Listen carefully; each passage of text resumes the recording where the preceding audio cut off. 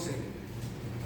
Yo voy a leer verso 9 y 10 y usted se junta conmigo en el verso 11 para leerlo todos juntos. Dice la palabra de Dios: procura venir pronto a verme, porque Demas me ha desamparado, amando este mundo, y se ha ido a Tesalónica. Crescente fue a Galacia y Tito a Dalmacia. Todos juntos. Solo lo que haces estar conmigo, toma a Marcos y tráele contigo, porque en eso muy bien, yo quiero hablarle de este personaje, de Marcos. Marcos, un siervo restaurado por la gracia. Yo quiero hablarle de lo que es la restauración de la gracia de Cristo. Padre, nos ponemos una vez más en sus manos pidiendo que usted bendiga el mensaje del día de hoy, bendiga a cada oyente, Señor, y hable, Señor, una vez más a través de su palabra. Ruego que su Espíritu Santo, que se hace presente, se hace visible, Señor, cada vez que escuchamos su palabra, sus pensamientos, que sea el que nos hable, que nos dirija, que nos ayude a tomar decisiones.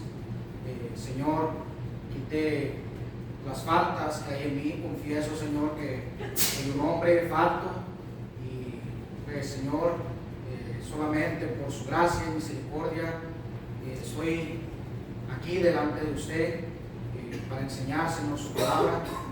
Que sea su palabra, Señor, la que toque cada corazón, la que hable a nuestras vidas. Sobre todo, Señor, que sea usted quien nos edifique. Pido en nombre de Cristo Jesús. Amén. ¿Pueden tomar asiento? En la mañana vimos, y se puede decir que aquí hay dos personajes. Bueno, en el versículo 11 que vamos a hablar, vemos a Lucas, vemos a Marcos, que estaban ahí con el apóstol Pablo. Ahorita estuvimos hablando en la mañana de Demas. Y déjame decirle algo: si vemos estos personajes, tanto a Marcos como a Demas, hay algo muy en común en ellos. Que tuvieron un fracaso, tuvieron una caída, tuvieron un error. La diferencia de ellos es de que Marcos perseveró y fue restaurado por la gracia de Cristo. Y eso es lo que yo quiero hablar el día de hoy. De Marcos, dice ahí el apóstol Pablo que Marcos llegó a ser útil para el ministerio. Y quiero hablar de la utilidad de un siervo restaurado de Cristo. La vida de Marcos demuestra que Cristo no abandona a los que fracasan, sino que los forma, restaura y utiliza para el avance de su reino. Marcos pasó del fracaso a la utilidad. Cristo transformó a este joven imperfecto, haciéndolo un instrumento útil para su gloria.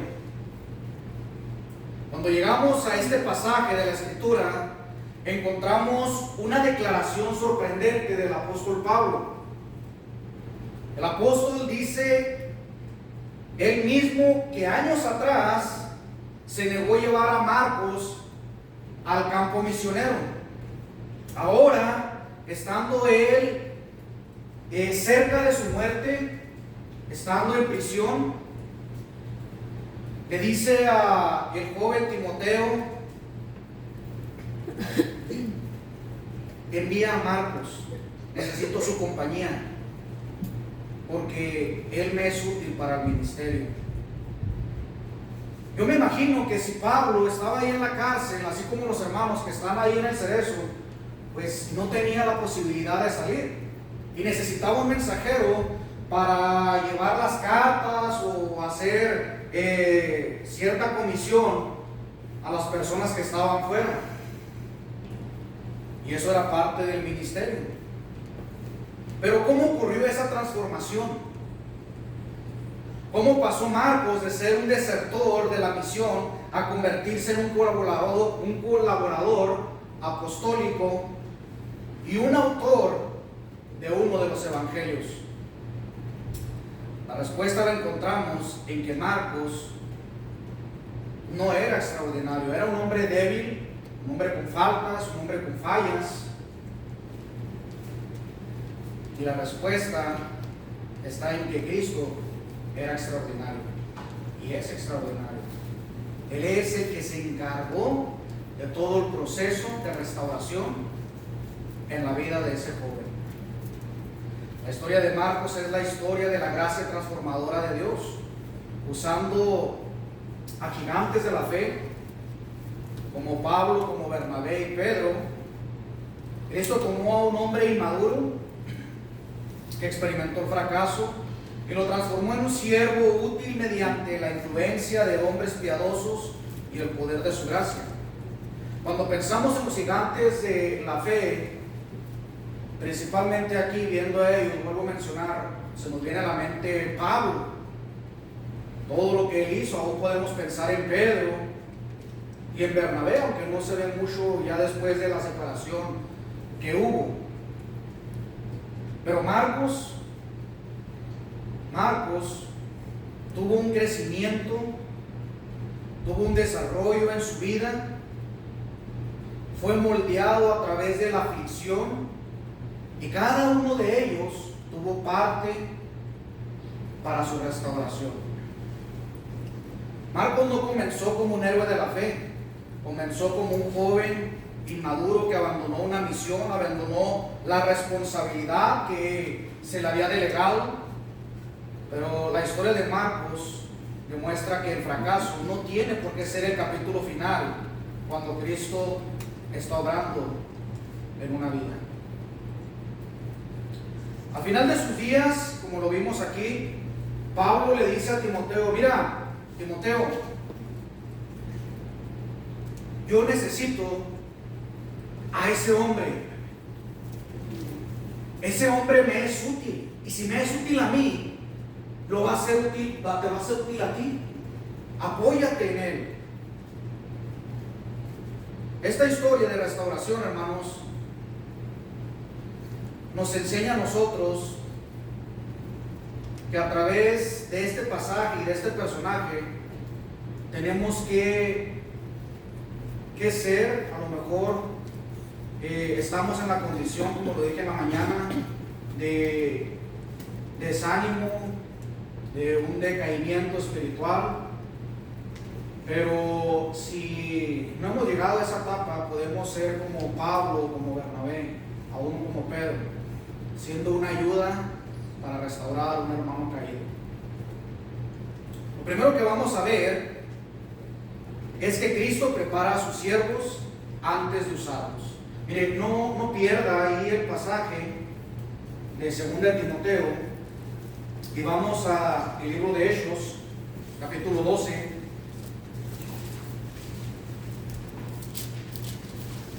Hechos capítulo 12 y el verso 12.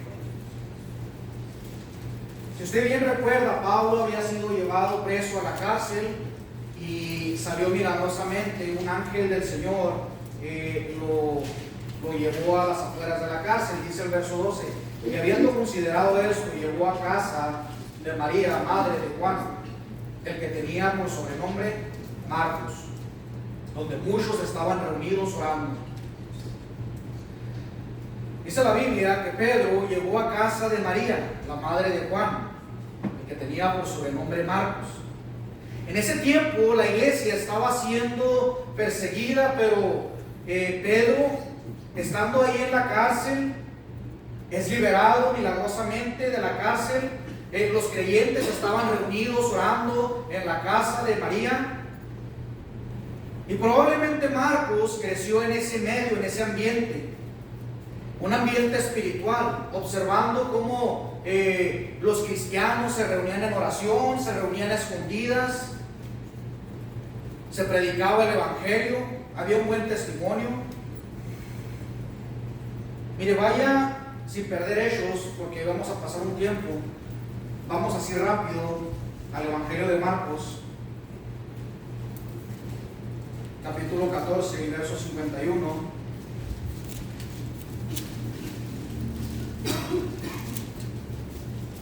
Después de eso vamos otra vez a volver a Hechos, pero en el verso 51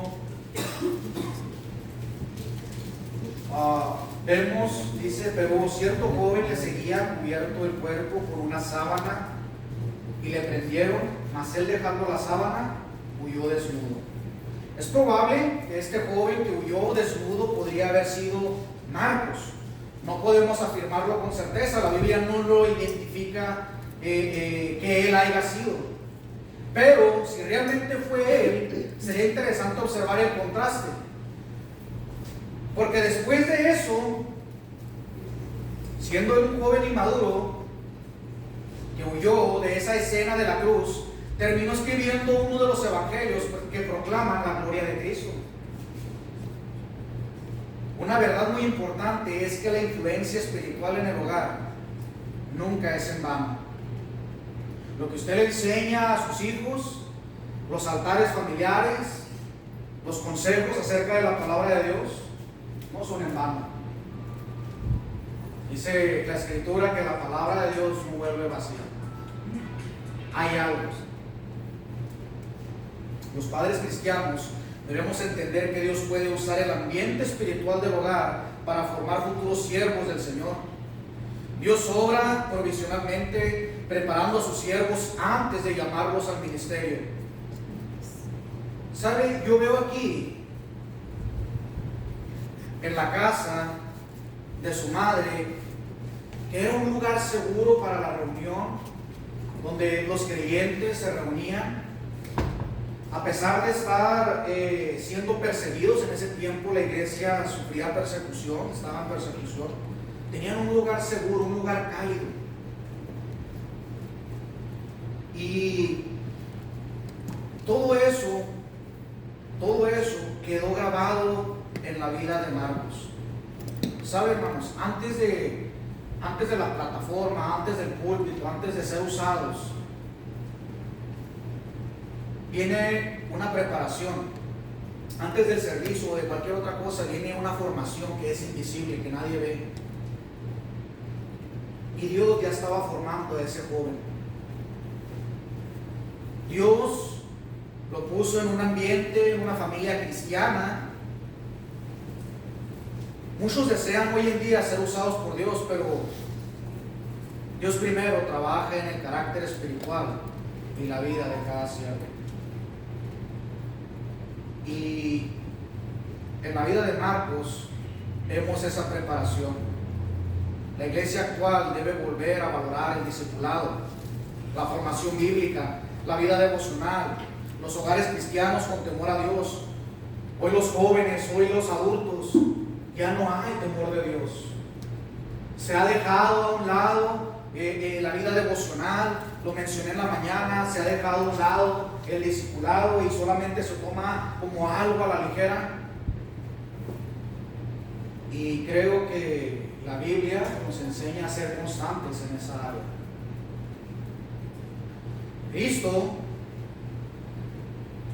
Cristo Jesús forma y prepara a sus siervos antes de usarlos en el ministerio. La vida de Marcos fue una vida de preparación desde muy temprana edad. Pero también Cristo expone la debilidad de sus siervos. Ahí estamos en Hechos, le dije que íbamos a volver a Hechos. Y en el capítulo 12, verso 25, dice la Escritura: y Bernabé y Saulo, cumplido su servicio, volvieron a Jerusalén, llevando también consigo a Juan, el que tenía por sobrenombre Marcos. Capítulo 13, verso 5. Y llegando a Salamina, anunciaban la palabra de Dios en las sinagogas de los judíos. Tenían también a Juan de ayudante. Y el verso 13, de ahí de ese mismo capítulo, dice: habiendo zarpado a Pafos, Pablo y sus compañeros arribaron a Perge de Panfilia, pero Juan, apartándose de ellos, volvió a Jerusalén. Vemos que Marcos acompaña a Pablo y a Bernabé en su primer viaje misionero y todo parecía bien, parecía prometedor, era una oportunidad extraordinaria. Él estaba aprendiendo de dos grandes hombres de la fe. Si él fue llamado, si él fue preparado, creciendo en un hogar cristiano, pues era bueno estar con esos hombres. Iba a aprender algunas cosas que le iban a ayudar en su vida, en su desarrollo espiritual. Sin embargo, él abandonó la misión. Dice ahí el verso 13 que se apartó de ellos y volvió a Jerusalén. Eso lleva al joven a experimentar el fracaso. Dios permite que la debilidad humana salga a la luz, no porque disfrute nuestro fracaso, sino porque nadie puede crecer mientras dependemos de nosotros mismos, de nuestras fuerzas. Este joven tuvo que pasar, podríamos decirlo, por la calle de la amargura, por ese fracaso, para después ver a un hombre, un gigante de la fe. El mismo Pablo lo menciona ahí. Le dice a Timoteo: ese joven, ese hombre me es útil. Aquí no vemos una utilidad para Marcos. El viaje misionero, nosotros podemos pensar o ver que no era algo cómodo. Había peligros, había persecución. Leyendo lo que Pablo dice a los Corintios, podemos ver las cartas paulinas y vemos que sí era algo pesado, era cansado. Había un sacrificio de por medio. Lo que sí es que la Biblia no nos explica las razones posibles por las cuales Marcos se alejó, por las cuales él se desanimó.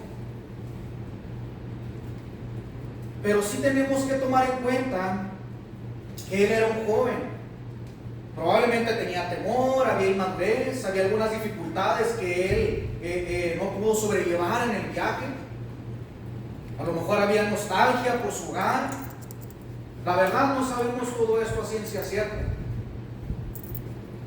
Pero Marcos sí tuvo el privilegio de servir junto a dos hombres. Yo creo que ya Marcos, después de haber experimentado ese fracaso, pasando años, él ha de haber recordado las cosas, los momentos, el tiempo en el cual estuvo con Bernabé, con Pablo, en el primer viaje, las oportunidades que tuvo, la enseñanza que tuvo. Recordó el buen ejemplo de ellos. Pero a pesar de tener todo a su favor y así estar con ellos, cayó en la presión. Y eso lo hizo abandonar la misión, abandonar el ministerio, que era muy importante. Muchas de las declaraciones de los cristianos hoy en día comienzan con emoción sin medir la responsabilidad y lo que conlleva. Hay veces que tomamos una responsabilidad a la ligera y después aventamos la toalla, dejamos todo tirado por no medir la consecuencia de nuestras palabras. Pero cuando llegan las pruebas, las críticas, dificultades o aún los sacrificios, es cuando decimos: híjole, ¿sí valió la pena? ¿O la regué? Vienen muchas preguntas.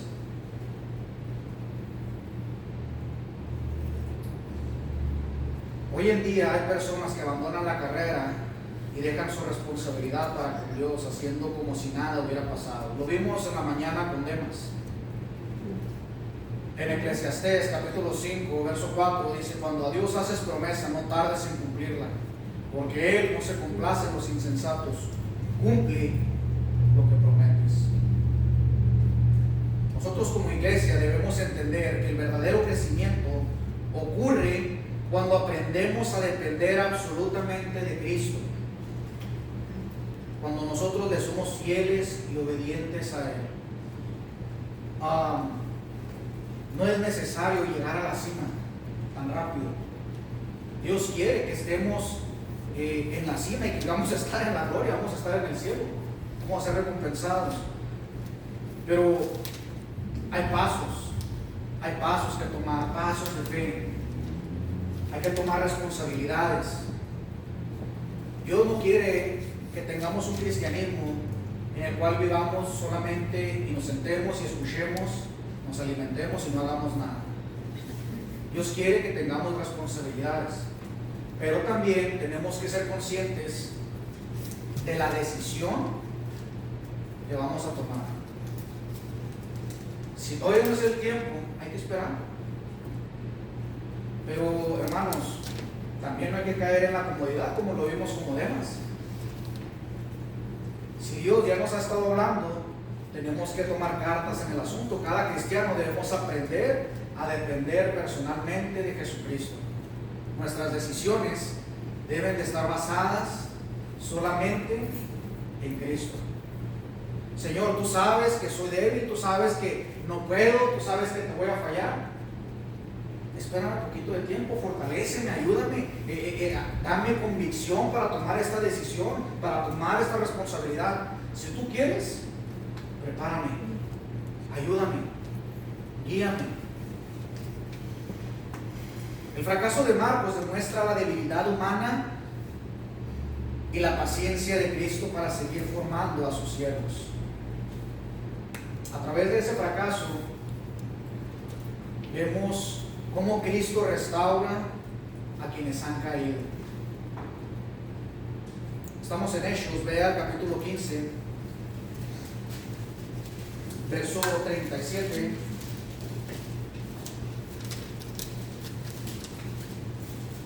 Dice verso 37 al 39. Y Bernabé quería que llevasen consigo a Juan, el que tenía por sobrenombre Marcos.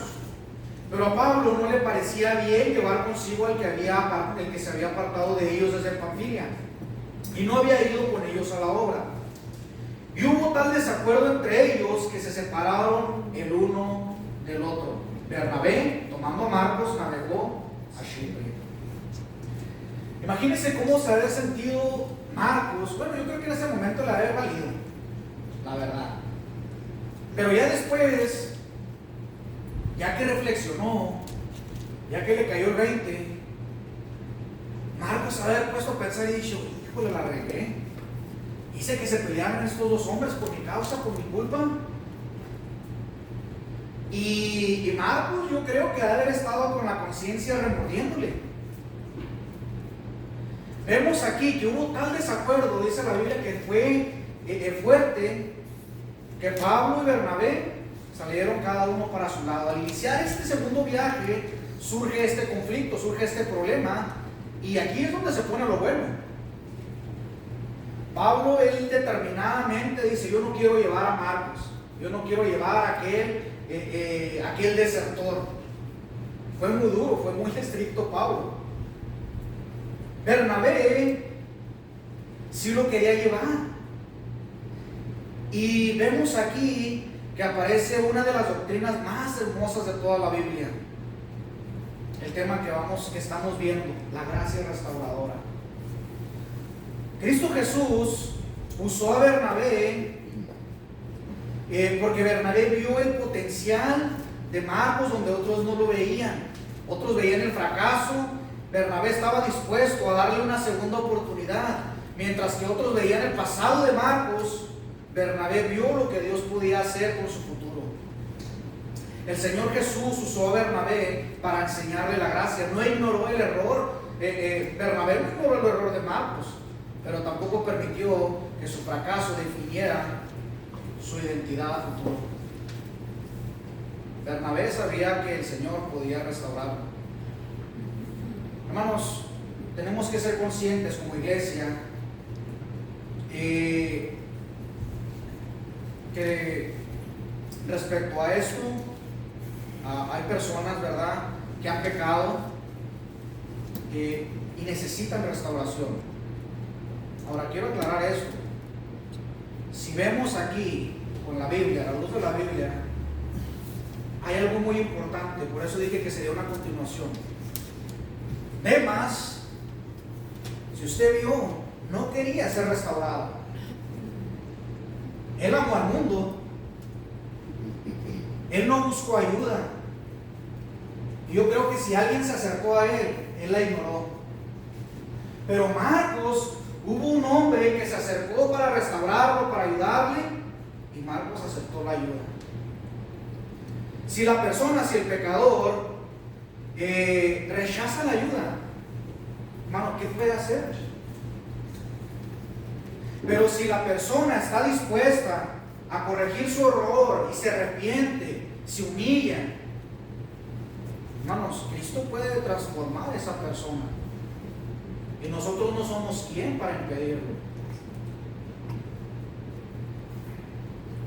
No podemos cancelar y desechar a quienes Cristo está restaurando.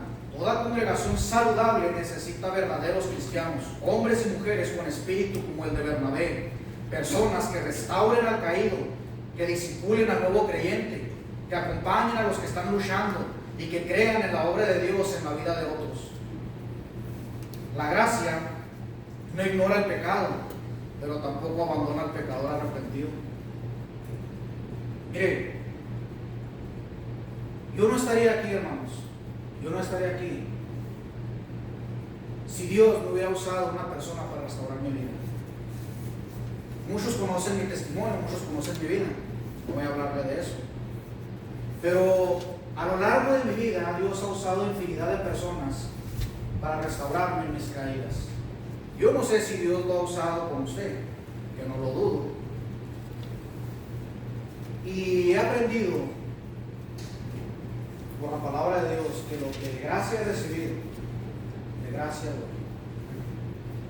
Si Dios usó su compasión, su misericordia conmigo, ¿quién soy yo para no dar la oportunidad a algo? Dije ahorita y vuelvo a aclararlo, esto es muy importante. Si la persona rechaza la ayuda y no quiere arrepentirse, no puedo hacer nada. Infinidad de veces me ha tocado y no podemos hacer nada. Pero ha habido otras ocasiones donde las personas deciden ser restaurados, se humillan y están sirviendo. Ya sea en esta iglesia o en otra iglesia o como sea. Pero lo hacen. Necesitamos hombres y mujeres que tengan un espíritu como el de Bernabé. Vuelvo a decir, la gracia no ignora el pecado, pero tampoco abandona a un pecador arrepentido. Si Cristo no lo ha abandonado, entonces eche mano a otros. ¿Sabe por qué? Porque Cristo forma el carácter mediante el discipulado.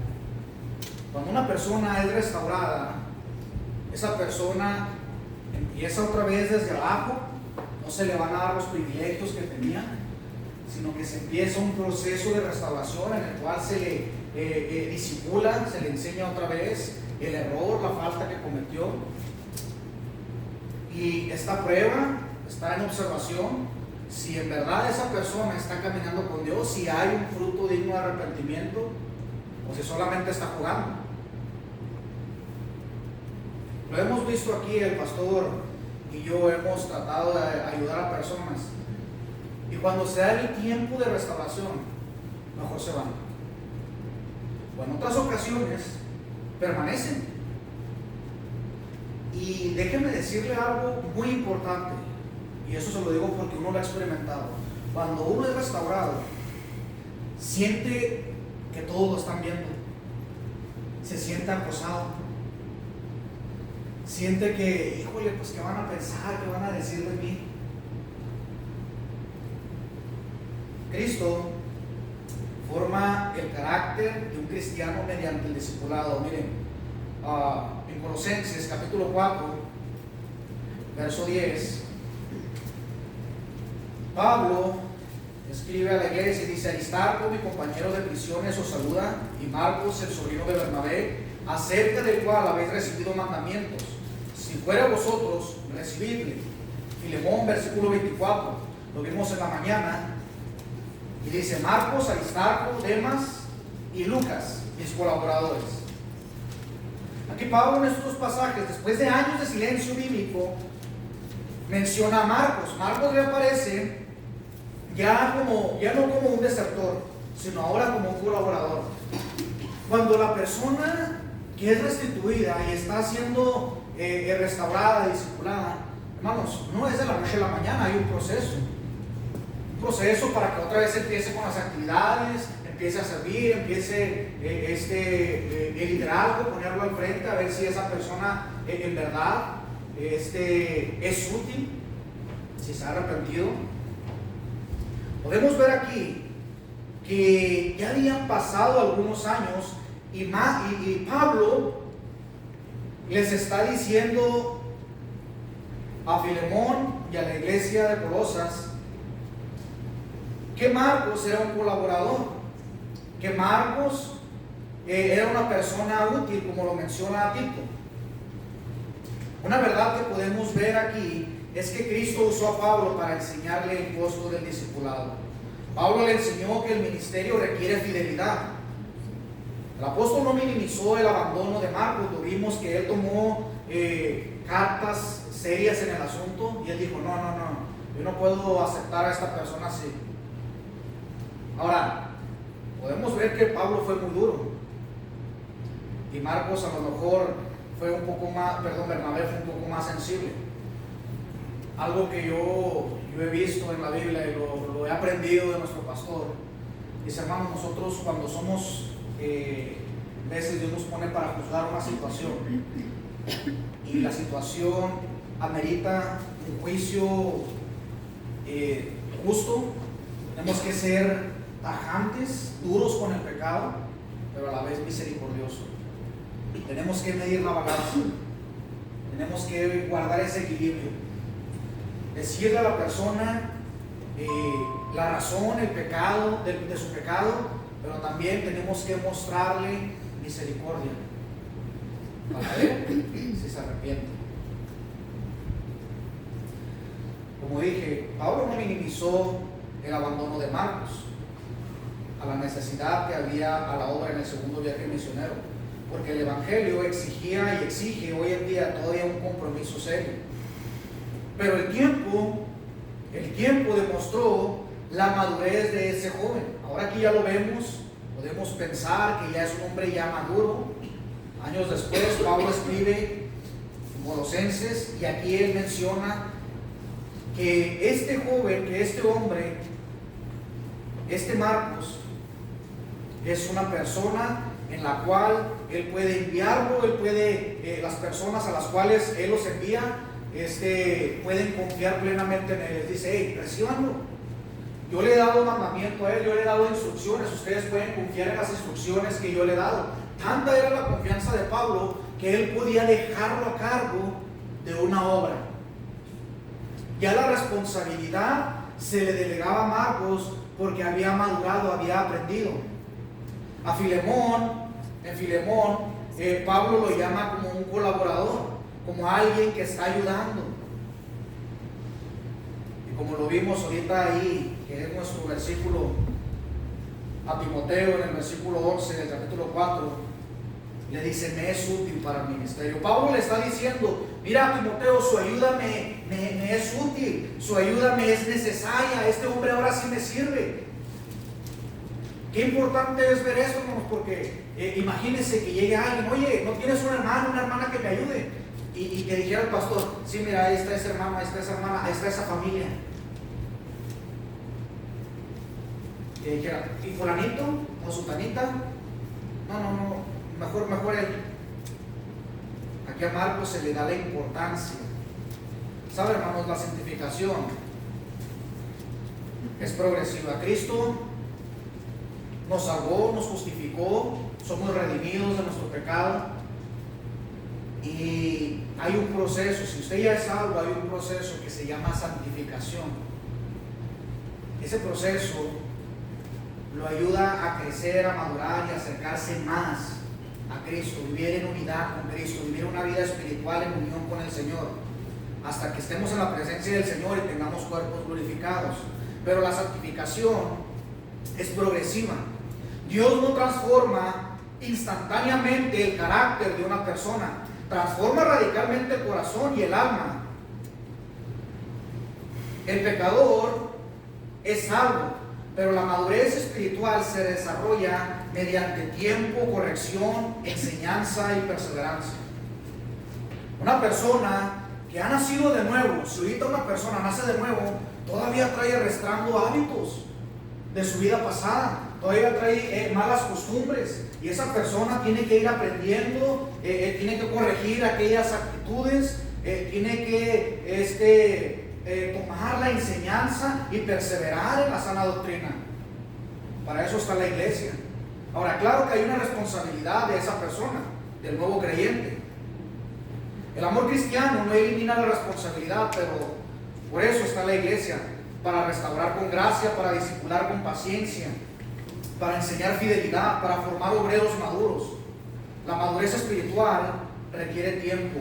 Marcos no fue restaurado de la noche a la mañana, de un día para otro. Fue formado durante años. La Biblia no nos dice cuánto tiempo pasó, pero su formación espiritual lo llevó a una manera en la cual él podía ser útil para el ministerio. Yo le pregunto, ¿usted es útil para el ministerio? ¿Usted se considera útil?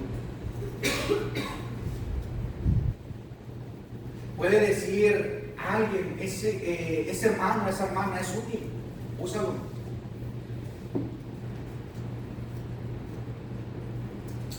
La iglesia moderna suele muchas veces buscar resultados rápidos, pero el discipulado bíblico es un proceso hasta que la persona entienda y sea formada por la gracia del Señor. No somos una fábrica que producimos obreros maduros en semanas. La formación espiritual requiere paciencia y la obra del Espíritu Santo de Cristo en la vida de cada creyente. Necesitamos, como iglesia, formar obreros, tomar parte en el discipulado, hacer algo para aquellos hermanos que están caídos. Hermanos, que cuántas veces le he hablado, cuánta paciencia le ha tenido Cristo, cuánta paciencia. Yo puedo decir, la regué hoy la regué, y ayer también, y antier, y el Señor también me tiene paciencia. No es usted, pero yo sí la riego cada día la riego. ¿Sabe, hermano? Cristo usa a personas restauradas para restaurar a otros. La palabra de Dios nos dice que el Señor no vino a llamar a justos, sino pecadores al arrepentimiento. Entonces, nos ponemos a pensar y ver quiénes éramos nosotros antes de estar en esta iglesia. Solamente usted se conoce bien. ¿Quién era Carlos Segovia? Solamente yo me conozco bien. Dios usó a un hombre restaurado para restaurar a este joven. Vaya a Primera de Pedro, capítulo 5. Primera de Pedro, capítulo 5.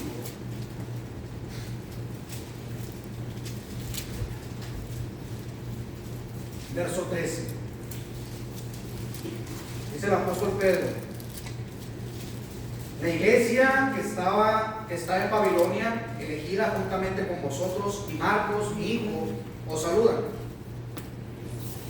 Pedro llama a Marcos mi hijo. Pedro pasó tiempo con Marcos y desarrollaron una relación profunda.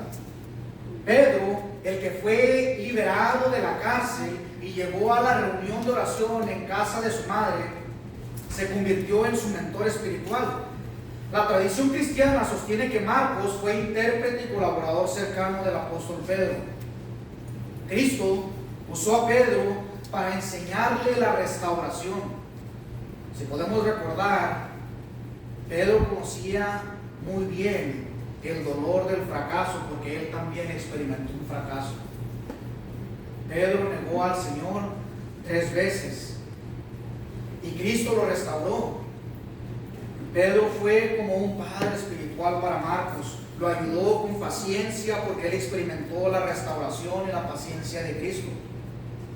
Yo me pregunto muchas veces, cuando alguien no quiere ayudar a alguien, y digo, ¿en verdad esa persona experimentó la paciencia de Cristo? ¿En verdad esa persona experimentó el amor del Señor? ¿Sabe? Como lo dije en la mañana, muchas veces estamos tan enfocados, tan afanados en el mundo o en nuestros problemas, en nuestras situaciones, que nos olvidamos del amor a Dios hacia los demás. Y como lo dije ahorita, si Cristo todavía es tan paciente con nosotros, hoy en día, hoy, en este momento, en este día, ¿por qué nosotros no podemos ser pacientes con los demás?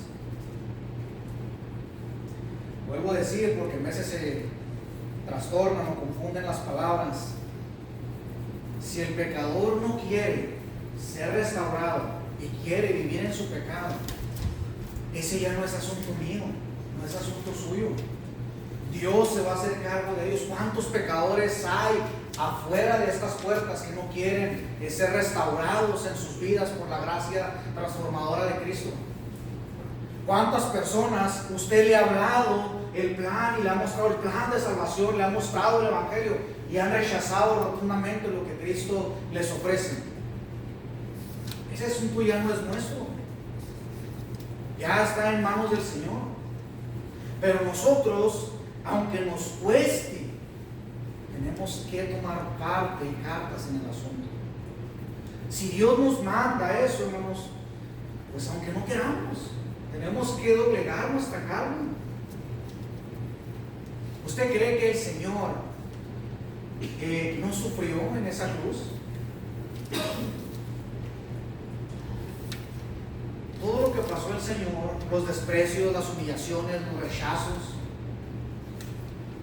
y nosotros no podemos aguantar. Es que el asunto, yo creo que el cristiano de hoy en día tiene un grado de superioridad y el egoísmo no lo deja ver más allá. La vida espiritual, hermanos, nos lleva a tener los ojos puestos en Cristo y a mirar como Cristo veía. Dice la palabra de Dios en Mateo 9 que Él, viendo las multitudes, tenía compasión de ellas. Vemos a las personas y no tenemos compasión por las personas. Dios frecuentemente utiliza a una persona restaurada para restaurar a otros. Como lo dije, Dios usó personas en mi vida para restaurarme en mis fracasos y mis caídas. ¿Usted recuerda a alguien que le ayudó cuando usted estaba derrotado, cuando estaba caído? Dios usó a alguien. O a lo mejor, no sé, usted no ha experimentado un fracaso en su vida, por eso no puede decirlo. Pedro sí había experimentado el fracaso y él había sido quebrantado, pero fue restaurado por el Señor. Él sabía bien lo que era caer y volver a levantarse, por eso podía ayudar a Marcos. La iglesia necesita padres espirituales, cristianos maduros, que enseñen, que corrijan, que acompañen, que formen discípulos, pero que sean pacientes en la restauración de otros. No basta solamente con asistir a la iglesia, debemos participar en la formación de otros creyentes. Las cicatrices de la gracia que usted tiene pueden convertirse en herramientas para discipular. Lo que usted pasó en el pasado, Dios lo puede usar para ayudar a restaurar a una persona. Su testimonio puede impactar una vida. Pero para eso, hermanos, necesitamos ser materia dispuesta en las manos del Señor. ¿Está dispuesto a ser usada por Jesucristo? ¿Va a costar? Cuesta dejar nuestro orgullo, cuesta dejar nuestra comodidad, cuesta dejar nuestro razonamiento. ¿Está dispuesto? ¿Dispuesta? Y por último, Cristo forma y transforma el fracaso en utilidad. Vuelvo a leer el pasaje. 2 Timoteo 4:11. Toma a Marcos y tráele contigo, porque me es útil para el ministerio. Pablo, desde la prisión con su muerte cercana, usa esas palabras cuidadosamente escogidas, y una de las personas que él desea a su lado en ese momento es a Marcos. La gracia de Dios no solamente perdona, también transforma. Pablo ya había perdonado el error que Marcos había tenido en el pasado. Ahora, después de que él ve una restauración en la vida de Marcos, él le dice: me es útil, me sirve. Pablo vio una restauración que Cristo hizo. No consiste simplemente, hermanos, en volver, sino consiste en que el pecador vuelva siendo transformado. Este hombre que antes había abandonado la misión con sus compañeros, su mente ya había cambiado. Antes había dejado, como lo dije al inicio, por desánimo, por algo que había pasado en su vida, no sabemos qué, pero ya aquí ya era un hombre maduro, ya tenía otro pensamiento. Y Pablo lo vio. Él lo veía y él lo consideraba como alguien indispensable. Muchos creyentes viven prisioneros de sus errores pasados, pero el Evangelio enseña que Cristo puede hacer útiles nuevamente a aquellos que se someten a su obra, aquellos que desean ser transformados por el Señor. No importa cuál haya sido su fracaso, cuál haya sido su error, en qué la haya regado, quién no la ha regado aquí. Como dijo el apóstol Pablo, si me tocaría hablar, vendría a ser el primero de los pecadores. Y si Cristo lo puede hacer en este siervo inútil, ¿qué no puede hacer con usted? Hermano, es que usted no sabe lo que yo he hecho. No, yo no lo sé, pero el Señor sí, y lo quiere usar. Al final de cuentas, de todo esto, en la vida de Marcos, vemos que Cristo es el verdadero héroe de la historia detrás de aquellos gigantes de la fe. Podemos admirar a Bernabé por su paciencia y ánimo hacia Marcos, a Pablo por su firmeza y disciplina, a Pedro por su cuidado pastoral y discipulado, aún a Marcos por su crecimiento. Pero ninguno de ellos es el centro. El centro de toda esta historia es Jesucristo. Él restauró a Marcos, usó solamente a estos hombres como un instrumento, pero Cristo preparó a Marcos.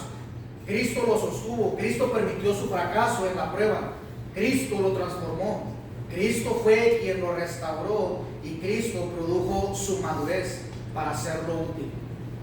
Y es la misma historia que experimenta usted y yo si desea ser restaurado.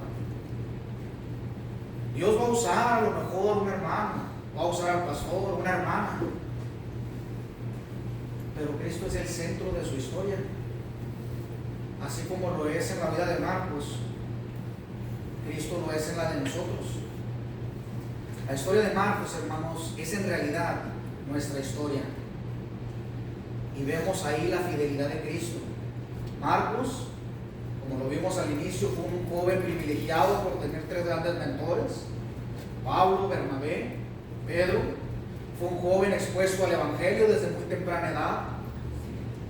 Pero también podemos ver que fue un siervo inmaduro, un hombre que fracasó, y también fue un creyente restaurado, un discípulo formado, un colaborador útil, un hijo espiritual de Pedro, un compañero apreciado por Pablo. Pero por encima de todo, fue una evidencia viva del poder transformador de Jesucristo. La verdadera enseñanza de su vida es esta: Cristo termina la obra que comienza en sus hijos. Pablo lo dijo a los Filipenses, capítulo 1 y verso 6: estando persuadidos de esto, que el que comenzó en vosotros la buena obra, la perfeccionará hasta el día de Jesucristo. Concluyo diciendo esto, hermanos. Quiero terminar diciendo esto. Marcos comenzó siendo un hombre marcado por su fracaso, pero terminó siendo un hombre marcado por la gracia de Cristo. A diferencia de Demas, todavía podemos ver aquí a Marcos como un siervo útil, y Demas, un cristiano que volvió atrás, que no persistió, que se fue al mundo, que se rajó. Marcos aguantó los golpes. ¿Está usted permitiendo que Cristo continúe formando su vida para gloria de Él? Si no lo es así, hay que poner nuestra vida en manos del Señor. Vamos a orar. Señor, estamos una vez más reunidos ante